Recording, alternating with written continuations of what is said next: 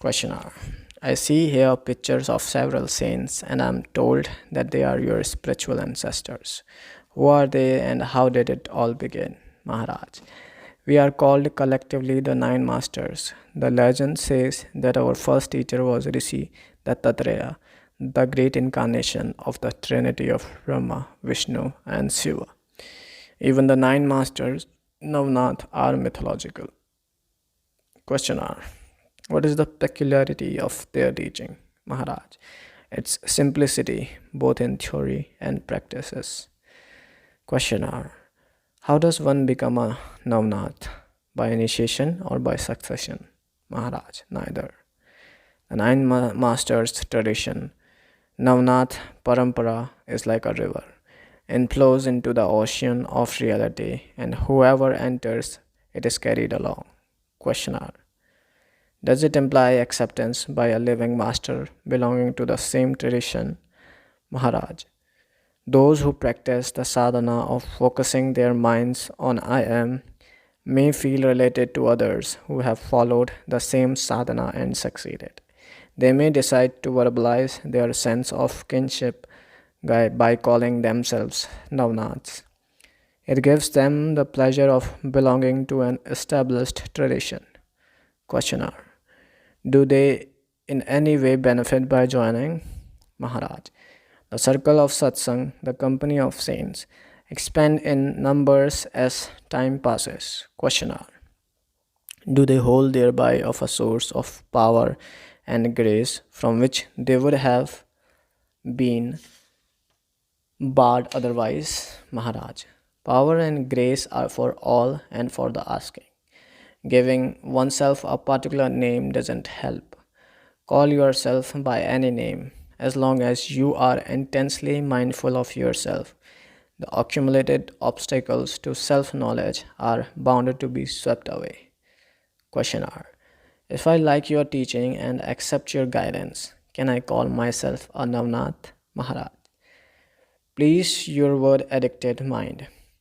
The name will not change you. At best, it may remind you to behave. There is a succession of gurus and their disciples, who in turn train more disciples, and thus the line is maintained. But the continuity of tradition is informal and voluntary. It is like a family name, but here the family is spiritual.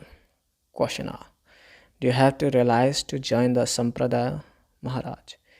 The Navnath Sampradaya is only a tradition, a way of teaching and practice.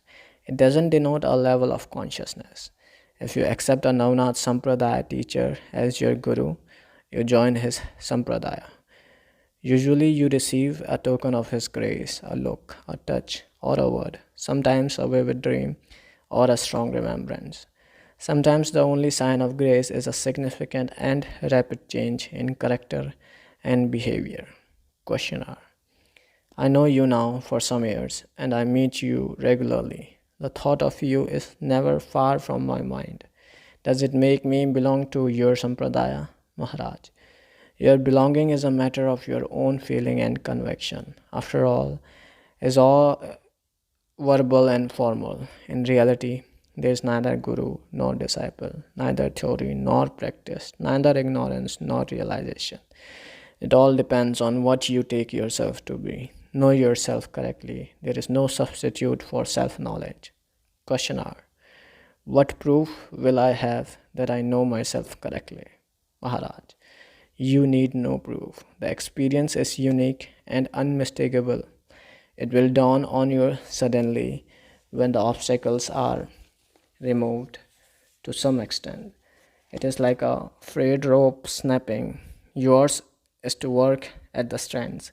The break is bound to happen. It can be delayed, but not prevented. Questioner. I am confused by your denial of causality. Does it mean that none is responsible for the world as it is? Maharaj. The idea of responsibility is in your mind. You think there must be something or somebody solely responsible for all that happens. There is a contradiction between a multiple universe and a single cause. Either one or the other must be false, or both, as I see it. It is all daydreaming. There is no reality in ideas. The fact is that without you, neither the universe nor its cause could have come into being.